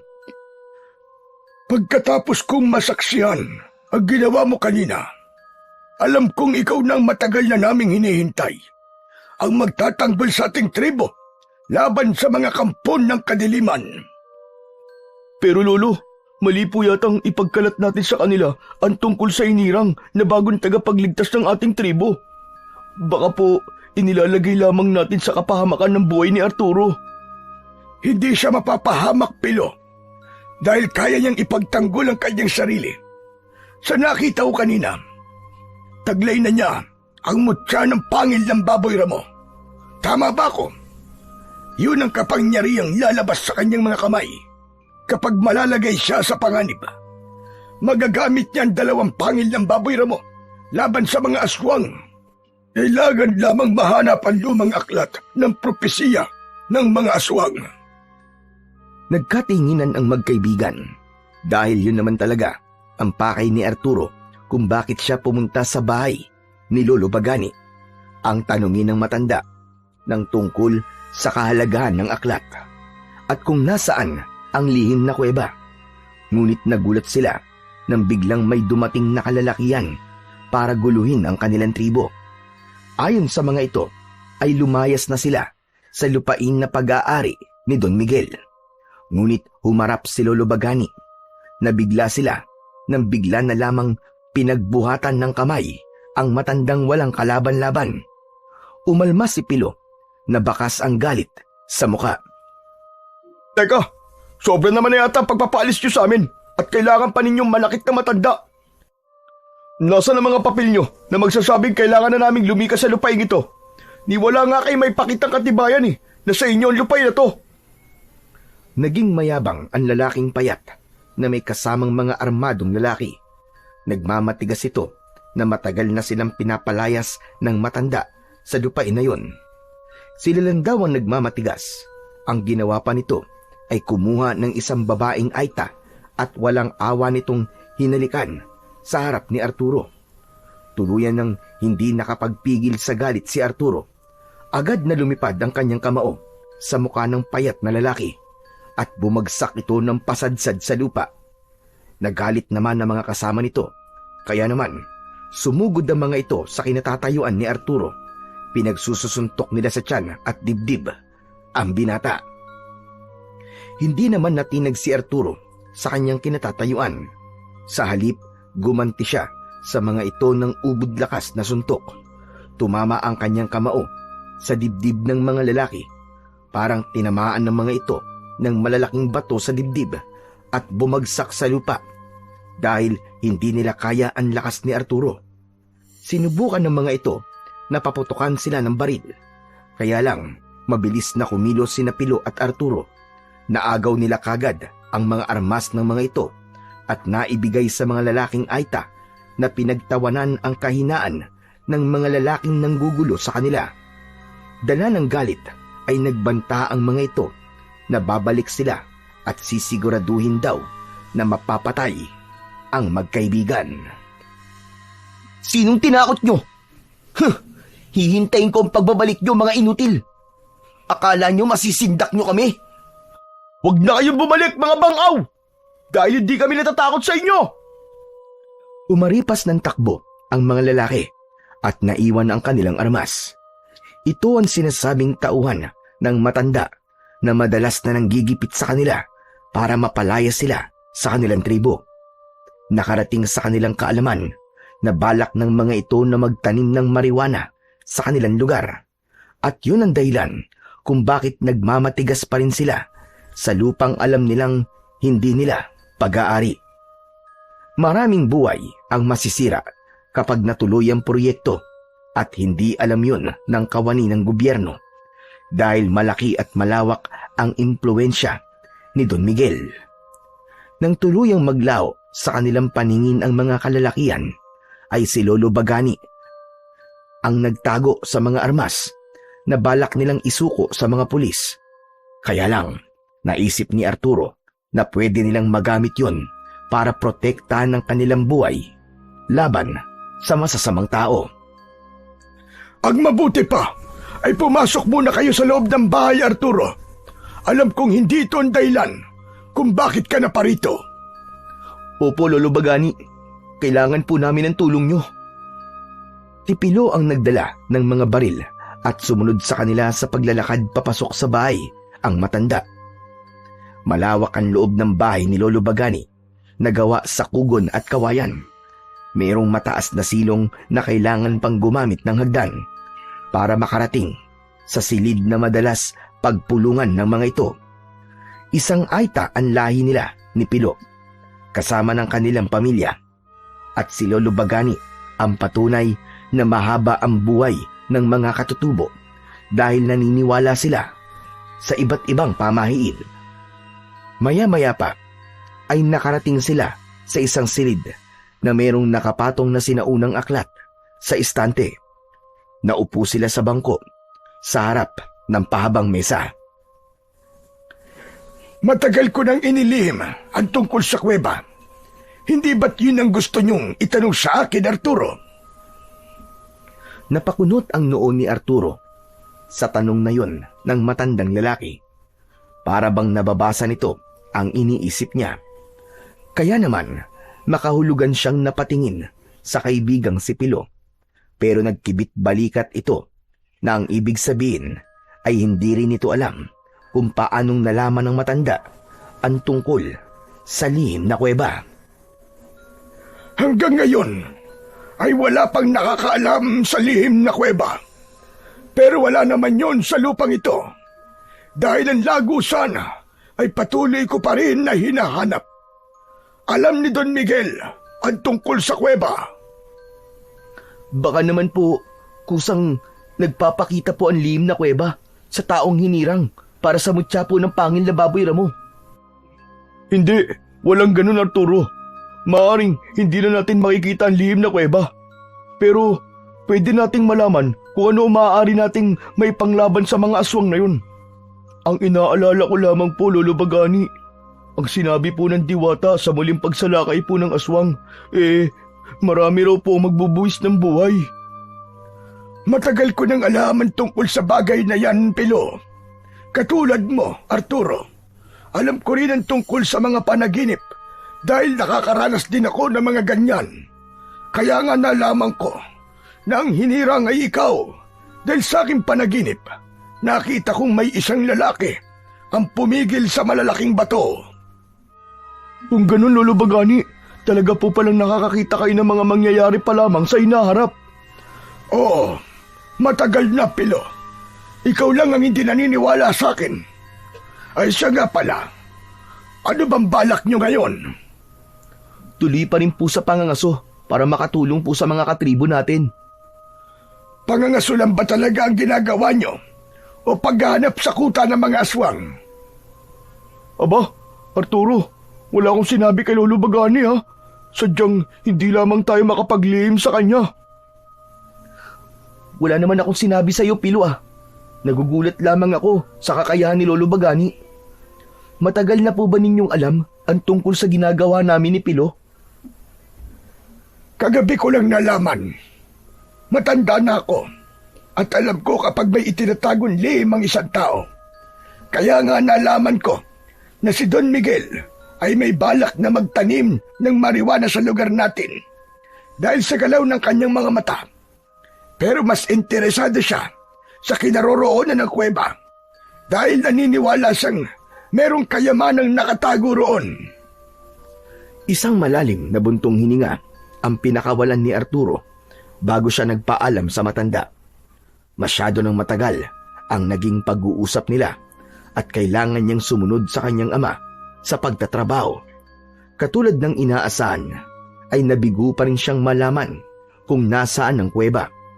Mukhang mahihirapan siyang malaman kung nasaan yon at kung bakit talaga niya kailangang mahanap yon. Habang tinatahak niya ang daan papunta sa kanilang taniman ng singkamas, ay tila nararamdaman niyang may nilalang na nakasunod sa kanya. Tumigil siya sa paglalakad at inilinga ang paningin sa paligid. Nanlaki ang mga mata ni Arturo nang bigla siyang sinugod ng saksak ng lalaking payat na nakalaban niya kanina. Tumama ang talim sa kanyang tiyan, ngunit nagulat ito nang makitang nabali lamang ang talim ng kutsilyo sa kanyang balat. Talagang ikaw ang naghahanap ng kamatayan mo, no? Gumanti ka talaga at patraidor ka pang umatake. Hinawakan ni Arturo ang takot na lalaki. Nanlalaki ang mga mata nito. Sinuntok niya ang muka ng lalaki. Sumugod na rin ang apat nitong mga kasama na nagtatago lang pala sa likod ng puno. Mabilis na naiwasan niya ang sipa at suntok ng mga kalaban. Pero hindi niya binibitiwan ang payat na lalaki. Isang mataas na sipa sa ere ang ginawa ni Arturo. Tinamaan sa muka ang mga kalaban. Bumagsak sa lupa ang dalawang lalaki, habang ang dalawa pang natitirang kasama nito ay tangkasa ng susugod sa kanya. Ibinato niya ang payat na lalaki sa mga ito. Kaya naman, sabay-sabay silang bumagsak ng pasadsad sa lupa. Sakto namang dumating si Pilo at dala ang naiwan niyang pana. Oh, Tol! Ano nangyari? Ang lintik na mga ito eh. Inabangan ako sa gubat at sinubukan akong saksakin. Tinamaan ako sa tiyan. Ah? Teka, nasa na sugat mo sa tiyan, Arturo? Yun na nga ang pinagtataka ko eh. Nabali lamang ang talim at hindi tumalab sa aking balat. Kung ganun pala, taglay mo ang balat ng baboy ramo. Pambihira, ilang beses ka nang nailigtas ng mutya ah. Mabuti pala at naiwan mo tong pana. Hayaan mo na, paniguradong bukas ng gising ng mga yan. Sinulyapan nila ang 5 lalaking magkakatabing nakahiga sa lupa, habang ang kaibigan naman niya ay sumama na lamang sa kanya papunta sa kaingin ni Mang Efren. Pagkalipas ng ilang minutong paglalakad, ay narating na rin nila sa wakas ang kinaroroonan ng kanyang ama. Abala ito sa pagdudukal ng lupa para mag-ani ng singkamas. Natuwa ito nang makita si Pilo. Tumayo ito at lumapit sa kanila. Bakit naman isinama mo pa si Pilo, Arturo? Tay, kusa po siya sumama sa akin eh. Balak daw po niyang tumulong sa atin. Abay, mabuti naman kung ganun at nang maagang matapos ang trabaho ko. Masaya silang nagtrabaho sa bukid ng mga singkamas at hindi nila namalayan ang oras. Inabutan na sila ng dilim sa bukid. Balak na nilang tapusin ang pag-aani dahil hindi pwedeng abutin yun ng kinabukasan. Kaya naman, saktong naasikaso na nila ang mga singkamas. Nag-aya na ang kanyang ama na ipasok sa loob ng maliit na kubo ang inani nilang singkamas. Pagpasok ni Arturo sa silid ng imbakan, bigla siyang nakaramdam ng pag-iinit ng kanyang katawan. Butil-butil ang pawis sa kanyang noo. Tol, parang ang init ng pakiramdam ko sa lugar na to. Baka naman uulan. Kaya ganyan ang pakiramdam mo, maalinsangan. Hindi naman malalim ang sugat mo sa balikat eh. Wala ka rin naman lagnat. Pero, tol, pinagpapawisan ka ng malamig. Bakit, Pilo? Ano nangyayari kay Arturo? Bigla po kasing sumama yung pakiramdam niya, Mang Efren. Baka naman nanibago lang ang katawan mo, anak. Dahil ngayon ka lang naman tumulong sa akin sa pag-aani ng singkamas eh. Tama po kayo. Baka nga po nanibago lang po ang katawan ko. Ay, siya nga po pala, tay. Dito na kayo magpalipas ng gabi, ha. Dadaanan na lang po namin kayo dito ni Pilo. Balak po sana namin ngayong mga aso eh. 2 gabi na po kasi kaming walang naibibigay sa mga katribo natin. Pambihira ka talagang lalaki ka, oo. Hindi ka pa ba nadadala sa nangyari sa inyo kagabi, ha? Baka mapahamak na kayo. Tay, pagbigyan niyo na po kami. Di ko lang po talaga matiis na hindi mga aso para sa mga katribo natin. Naaawa lang po talaga ako sa mga batang walang makain. Wala nang nagawa si Mang Efren nang ihanda na ni Arturo ang kanyang gamit papunta sa kagubatan. Totoong balak na naman niyang mga aso, pero mas may kailangan siyang gawin para matuntun nila ang kuta ng mga aswang. Nag-aalala lamang siya sa kanyang kaibigan dahil nadadamay ito sa kanyang misyon. Nagpaiwan ang kanyang ama sa kubo. Sila naman ay nagsimulang maglakad na papunta sa kagubatan. Habang tinatahak nila ang daan papunta sa gubat, ay biglang naramdaman ni Arturo na parang may nakasunod sa kanilang mga nilalang. Tol, bakit yun? Magtago tayo sa kakauyan. Parang merong nagmamatsyag sa atin. Idiretso mo lang ang paglalakad at pagsapit natin sa tapat ng malagong halamanan, magtatago tayo. Ilang hakbang ang kanilang ginawa, kasabay ng pagsasabi ni Arturo sa kaibigan na magtago sila sa halamanan. Saktong pagkubli nila sa malagong halaman ay napansin nila ang 2 nilalang na may mahahabang kuko sa kamay. Umaangil ang mga ito na panayanlinga sa paligid. Para bang nag-uusap ang mga ito sa pamamagitan ng mga pag-angil, habang nakalitaw ang malalagari nitong mga ngipin. Nang tumalikod ang mga ito sa kanilang pinagtataguan, ay lumabas si Arturo at hinarap ang mga aswang. Hoy! Mga impakto! Kami ba ang hinahanap nyo? Humarap sa kanya ang mga kalaban habang tumutulo pa ang malapot nitong mga laway. Lumabas na rin si Pilo sa pinagtataguhan nito, dala ang matalas na itak na madalas nitong dinadala kapag nangangaso sila. Habang ang kay Arturo naman ay pana. Naunang sumugod si Arturo, sinalubong siya sa gitna at naiwasan niya ang unang pag-atake ng aswang. Gumanti siya ng pana nang malapitan sa noo ng aswang at tumagos yun sa ulo ng kalaban. Bumulwak ang dugo ng kalaban at bumagsak ito sa lupa habang nangingisay ang katawan dahil sa sakit. Misteryoso itong nasunog habang si Pilo naman ay panay ang taga ng itak sa isa pang kalaban. Tinamaan yun sa ulo, kasunod ng pagtama ng palaso sa noo ng aswang. Bumagsak naman ito sa lupa habang bumubula ang bibig na para bang nalalason. Akala nila ay tapos na ang laban, ngunit nagkamali sila dahil lumitaw sa likod ng kakawyan ang mas maraming aswang na lobo. Napaatras ang magkaibigan at makahulugang nagkatinginan. Iniisip nila ang paraan kung paano sila aatake, ngunit nagulat sila nang sabay-sabay na umatake ang mga aswang sa kanila. Lumundag ang unang aswang sa kinaroroonan ni Arturo at nakuha nito ang pana. Tinamaan siya ng kalmot sa dibdib at naghilom yun. Natakot ang mga aswang sa nakita at kumaripas ng takbo ang mga ito hanggang maglaho sa madilim na bahagi ng kakahuyan. Agad namang nilapitan ni Arturo ang kaibigan. Sa kanya dinampot ang nabitiwan na pana ng mga aswang. Pare, ayos ka lang ba? Diyos ko, mabuti na lamang at bigla silang natakot sa atin. Hindi dapat kitang isinama rito, pare. Kung may mangyaring masama sa'yo, baka hindi ko mapatawad ang sarili ko. Tol, ano ka ba? Bakit mo sinasabi yan? Naalala mo bang kasama ako na sinabihan ni Diwatang Ada na palagi kitang tutulungan at hindi kita iiwan? Magkaibigan tayo, kaya walang iwanan. Pasensya ka na, Pilo. Natakot lang ako nang makita kang muntik mapahamak kanina eh. Saktong pagtayo ng magkaibigan ay natanaw nila ang isang usa na abala sa pag-inom ng tubig sa gilid ng ilog.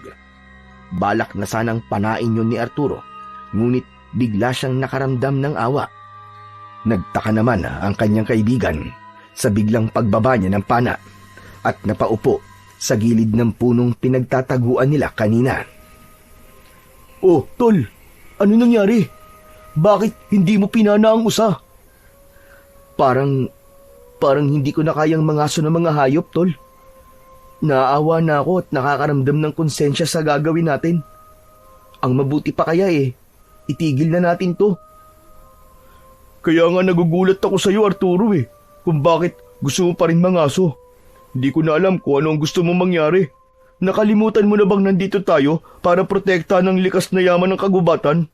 Saka, baka hindi natin alam na ang usap pa lang yan ay si Diwatang Ada na naman. Baka mapahamak na naman tayo. Kapwa natigilan ang magkaibigan nang biglang nagbago ang anyo ng usa. Tama nga si Pilo. Naging si Diwatang Ada nga ito at nakangiting nakatingin sa kanila habang nakalutang sa ere at lumiliwanag ang katawan. Pambira! Pinag-uusapan pa lang natin Andyan na naman siya! Salamat naman at unti-unti na ninyong pinahahalagahan ang mga hayop na naninirahan sa kagubatan. Hindi na kayo mangangaso ng mga baboy ramo. Dahil kayo na ang mangangaso ng mga aswang. Simula sa gabing ito ay wala kayong ibang gagawin kundi ang maghanap ng mga aswang sa gubat. Malakas ang kutob kong nalalapit na ang kanilang pagsalakay. Diwatang Ada, pasensya na po kung muntik na naman kaming makagawa ng kasalanan. Nakausap na po namin ang pinakamatandang lalaki sa aming tribo at hindi rin po nila alam kung nasan po ang lihim na kuweba. Madaling malaman kung nasan ang kuweba, Arturo, dahil ikaw lang ang makakaramdam ng kakaibang init ng katawan kapag natapat ka sa lagusan ng kuweba. Kaya kita pinagkalooban ng kapangyarihan ng mutya ng baboy ramo. Dahil ang gusto ko, ikaw mismo makatuklas sa lagusan ng kuweba. Teka, sandali lang po, Diwatang Ada. Sa kubo po, bigla po ako nakaramdam ng init ng katawan na para bang sinisilaban po ako ng apoy. Opo. Totoo po ang sinasabi ni Arturo. At naramdaman po niya yun sa kubo na imbakan po ng singkamas. Ang ganon, bilisan niyong bumalik roon. Kailangan ninyong maunahan ang mga aswang na lobo sa paghahanap ng lagusan. Pakiramdaman mo lang ang katawan mo, Arturo. Kapag nasa lagusan ka ng kuweba, makakaramdam ka ng hindi may paliwanag na init ng katawan. Dahil yun sa proteksyong nakalagay sa bukala ng kuweba. Ibig sabihin, wala po palang lihim na kuweba sa mismong tribo namin at nakatago pala yun sa imbakan ng singkamas. Bumundol ang kaba sa dibdib ni Arturo nang maalala na nasa kubo ang kanyang ama. Kaya naman, kasabay ng paglalaho ni Diwatang Ada, ay mabilis na tinahak ng magkaibigan ang daan pabalik sa kubo na pag-aari ni Mang Efren. Pagdating nila sa kubo, ay napansin kagad ng magkaibigan na tahimik ang buong paligid. Dahan-dahan silang naglakad papasok sa kubo at ganun na lamang ang paninikip ng dibdib ni Arturo nang maramdaman ang pag-iinit ng kanyang katawan. Mahigpit niyang hinawakan ng kanyang pana habang dahan-dahang humahakbang papasok sa silid. Tay! Tay, nandyan po ba kayo? Walang tugon na natanggap si Arturo mula sa kanyang ama. Kaya naman, tuloy lamang siya sa paghakbang papalapit sa loob ng silid. Nagulat si Arturo nang tumambad sa kanyang paningin ang nakatambak na singkamas sa gilid. Nakaangat ang katre. Hindi yun sahig, kundi isang pinto papunta sa ilalim ng lupa. Takot na takot si Arturo at ayaw na sana niyang malaman kung ano ang nasa loob ng lagusan. Sana nagkakamali ako, Pilo. Diyos ko, patawarin ako ng Diyos sa mga naiisip ko. Tol, kahit ako umaasang sana walang kinalaman si Mang Efren sa pagkamatay ng mga magulang ko. Pati ng kapatid at nanay mo. Hindi ko kakayanin at mahirap talagang paniwalaan. Nanginginig ang kamay ni Arturo nang sumilip siya sa ilalim ng lagusan. Minsan ay napapansin niyang parang napapadalas ang pagpunta ng kanyang ama sa taniman ng singkamas at hindi siya makapaniwalang matagal na nitong itinatago ang lagusan ng kuweba. Dalawang klase lamang ang magiging dahilan kung bakit nanatili si Mang Efren sa loob ng kuweba. Una ay isa itong pinuno ng aswang at nagsasagawa ng ritual. Pangalawa ay itinago lamang yon ng kanyang ama para lihim itong magiganti sa mga aswang. Kaya lang, sa pagbaba nila ng hagdan ay narinig nila ang malakas na sigaw ni Mang Efren sa loob. Hindi kayo magtatagumpay, Tay! Mawawala sa inyong lahat! Kaya itigil nyo na ito! Sumagot ang pamilyar na boses na umaalingaw-ngaw sa loob ng kuweba. Nagkatinginan ang magkaibigan dahil hindi sila maaaring magkamali sa naririnig. Tinawag ni Mang Efren na tatay ang may-ari ng boses na walang tigil sa kakatawa hanggang sa tuluyang nakababa na ang magkaibigan sa saig ng kuweba at nakita nila si Mang Efren. Nakadapa ito sa saig ng kuweba habang nakagapos ang dalawang kamay sa likuran.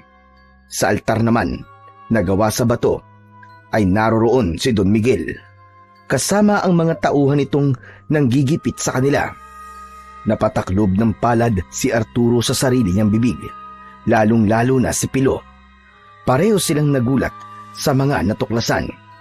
Hindi sila makapaniwalang tatay ni Mang Efren si Don Miguel, ngunit pinapahirapan nito ang sariling anak. Dahil sa aklat na hawak nito, kumuha ito ng sulo at sinunog ang aklat ng propesiya. Kaya naman, nagpakita si Arturo para mapigilan ang tangkang pagsira ng matanda sa aklat. Tay, anong ibig sabihin nito? Narinig ko ang lahat at alam kong tinawag mong tatay ang matandang to. Anak, lumayo ka sa kanya, parang awa mo na. Hindi siya ordinaryong tao, anak. Dahil siyang pinuno ng mga aswang na lobo na pumatay sa mga kapatid mo at nanay mo. Lumayo ka sa kanya. Papatayin ka niya, anak. Tumawa ng malakas ang matandang aswang na si Don Miguel habang nagmamalaking ipinakita kay Arturo ang libro. Hindi raw ito makakapayag na makuha ni Arturo ang aklat. Napuno ng galit ang dibdib ng binata nang malaman na ang mismong lolo niya ang nagpapatay sa kanyang ina at mga kapatid. Hindi ko kayo matatanggap na lolo. Masama kayong nilalang. Pinatay niyo ang nanay ko at mga kapatid ko. Sumingit sa usapan ang galit na si Pilo. Naluluwa ang mga mata nito dahil biktima rin ito ng kasamaan ni Don Miguel. Kahit magbuwis pa ako ng buhay, mapatay ko lamang kayo, Don Miguel. Ay gagawin ko. Ako ang papatay sa'yo, matanda ka. Mamatay ka na. Hindi na napigilan ni Arturo ang pagsugod ng kanyang kaibigan sa kinaroroonan ni Don Miguel. Kaya hindi nito naiwasan ang pagsuntok ng matanda sa muka ng kanyang kaibigan. Ipinakita nito kung paano nitong sinakal sa leeg si Pilo. Bumundol ang kaba sa kanyang dibdib. Bitiwan niyo ang kaibigan ko! Ang sama niyo! Wala kayong puso! Tila hindi na nagawa ni Arturo ang magtimpi. Nakalimutan niyang ama ito ng kanyang tatay. Kaya naman, hinila niya ang tali ng kanyang pana at pinuntirya niya ang noo mismo ni Don Miguel. Mabilis yun na nasalo ni Don Miguel. Saka nito binitiwan ang nasakal na si Pilo. Bumangon si Mang Efren at humarang ito sa harapan ni Arturo. Huwag mong saktan ang anak ko. Pinagsisisihan kong tinanggap kitang ama ko. Kampong ka na kadiliman. Wala kang kwentang ama! Mas lalo lamang nagalit si Don Miguel at inutusan nito ang mga alagad na umatake sa kanilang kinaroroonan. Tila hindi nito inisip na anak nito si Mang Efren.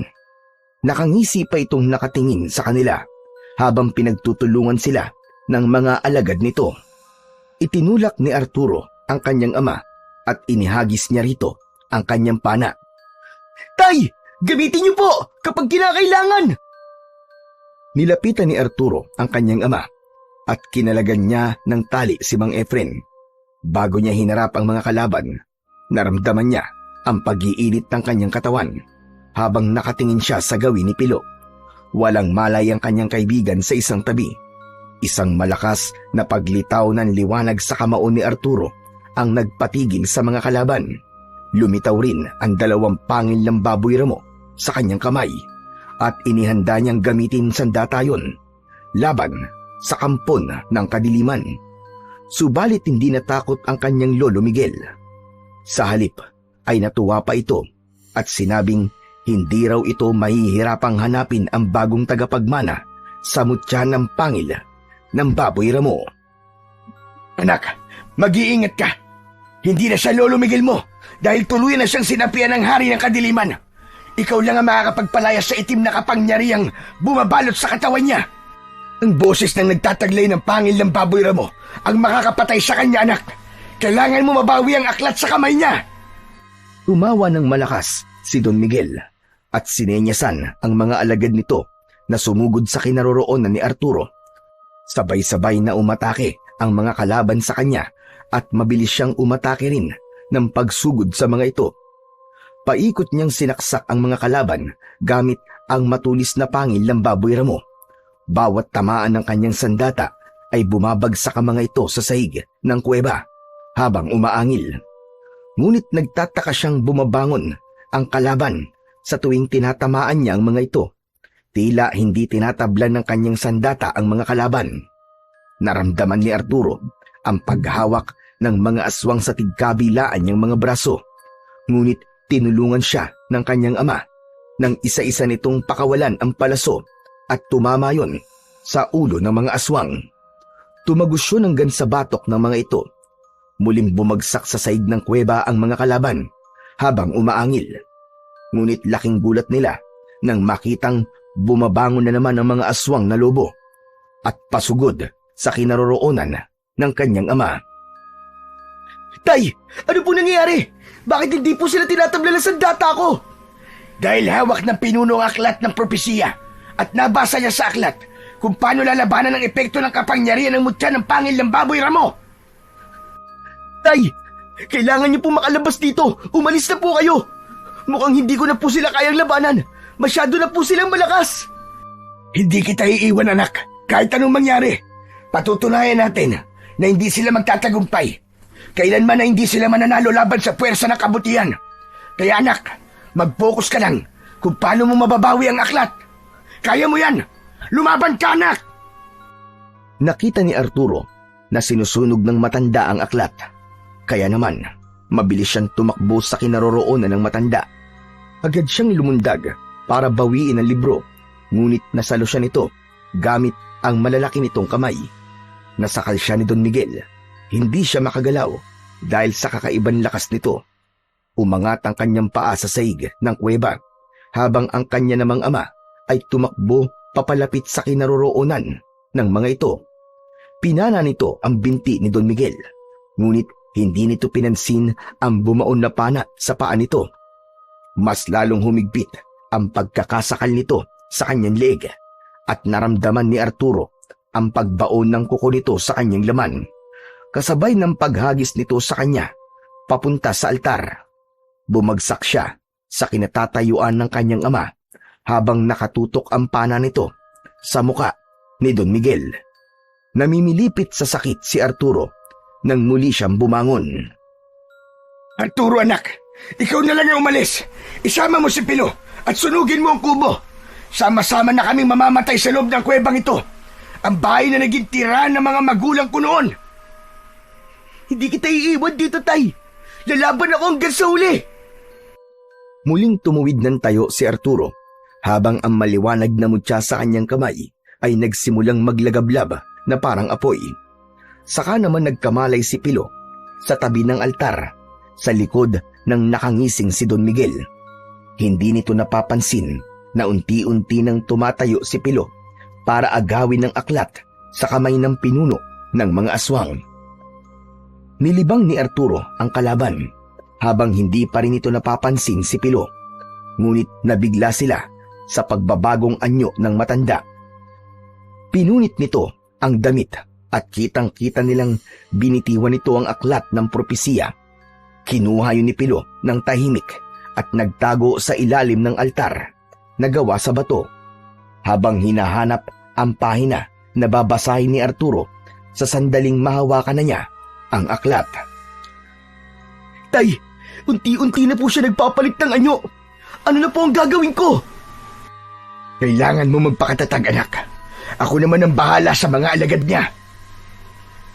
Agad na sinalubong ng kanyang ama ang mga alagad na umaatake sa kanila. Gamit ang pana nito ay panay ang pagpapalipad nito ng palaso.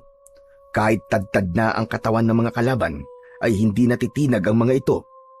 Habang si Arturo naman ay hindi inaalis ang paningin sa pinuno ng mga aswang na lobo. Naabala pa rin sa pagpapalit ng anyo.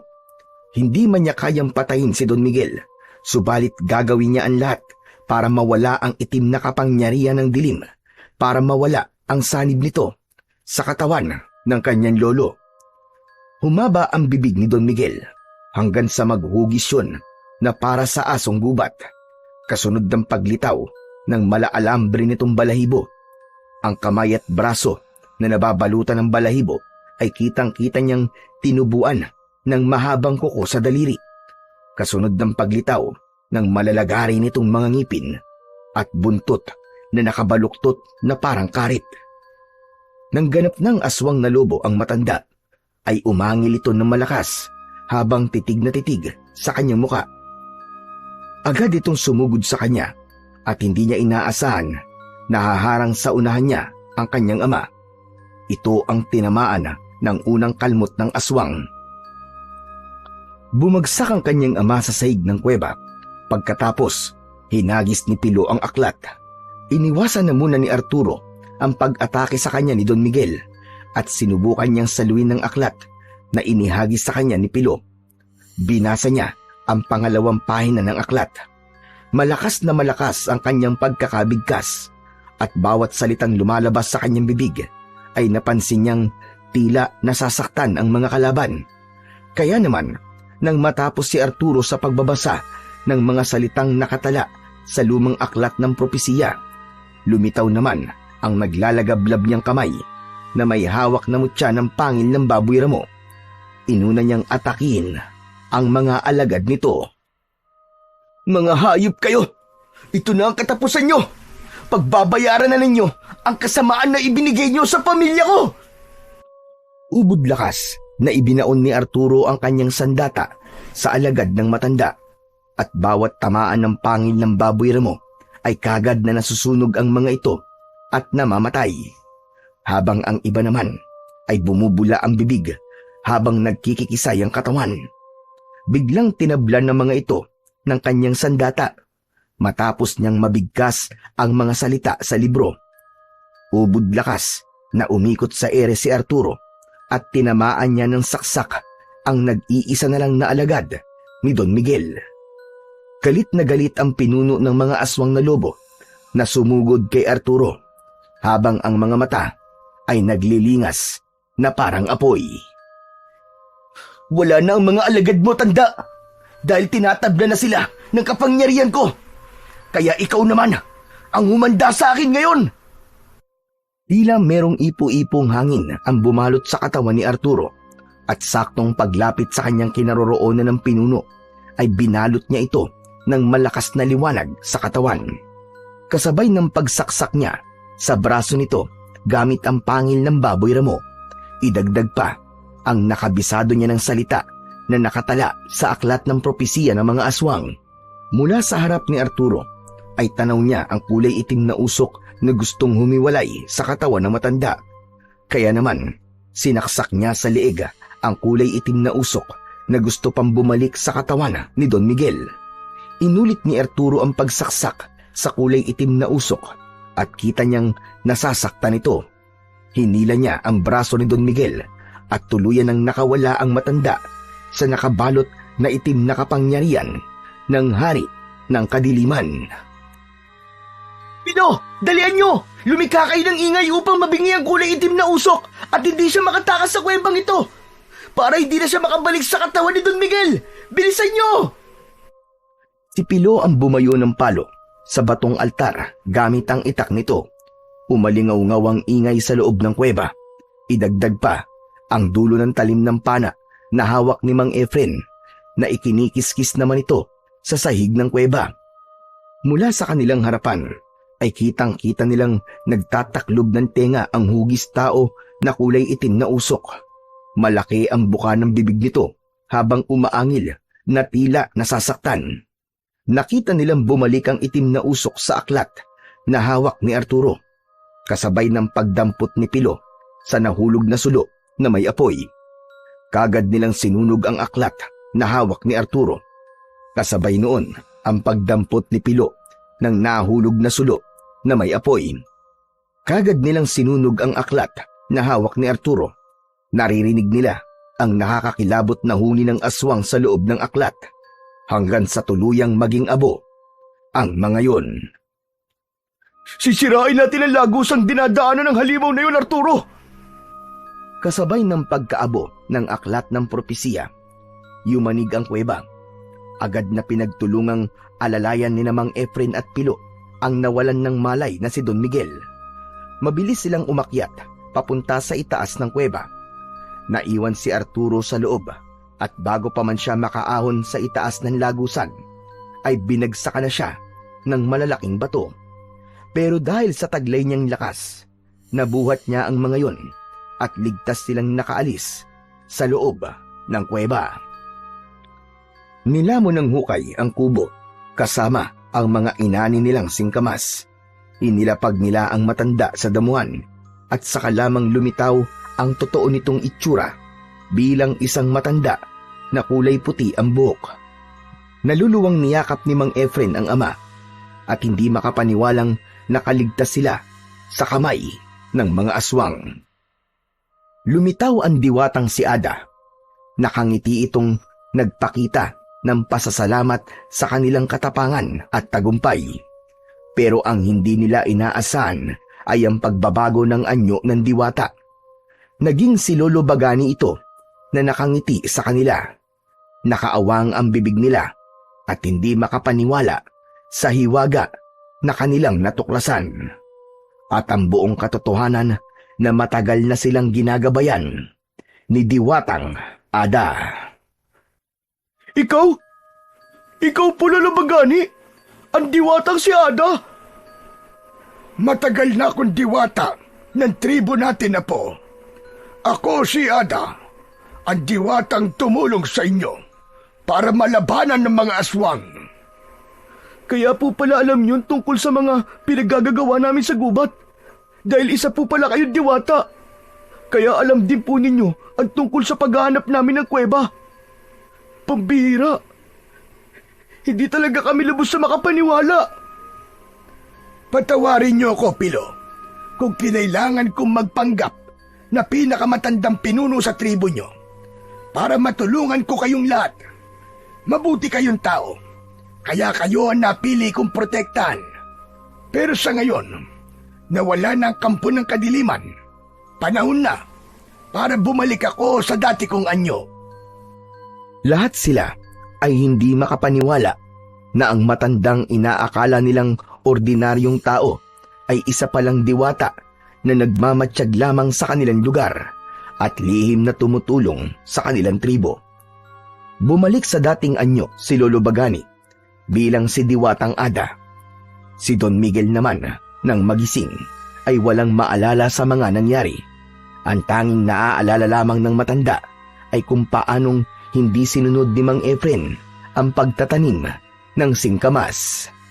Isang alaalang nangyari nung bata pa si Mang Efren. Nagkatinginan ang mag-amang Arturo at Mang Efren dahil katulad niya ay isa rin pala itong matigas ang ulo. Nagkatawanan ang magkaibigan dahil sa wakas nabigyan na ng hustisya ang pagkamatay ng kanilang mga pamilya. Ilang araw magmula ng pangyayaring yun ay nawala sa tribo si Lolo Bagani.